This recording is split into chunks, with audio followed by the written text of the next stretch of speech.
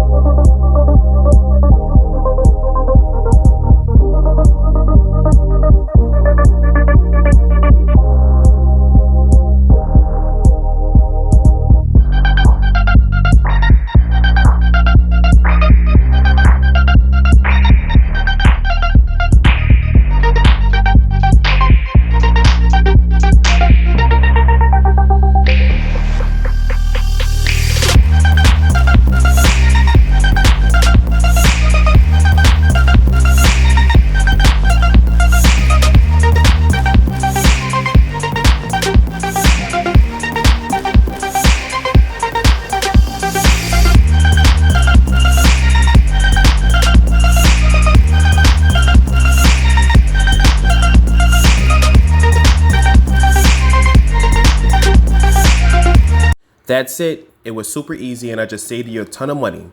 Thank you guys for watching and see you on the next episode of Mike's Tiny Luxury.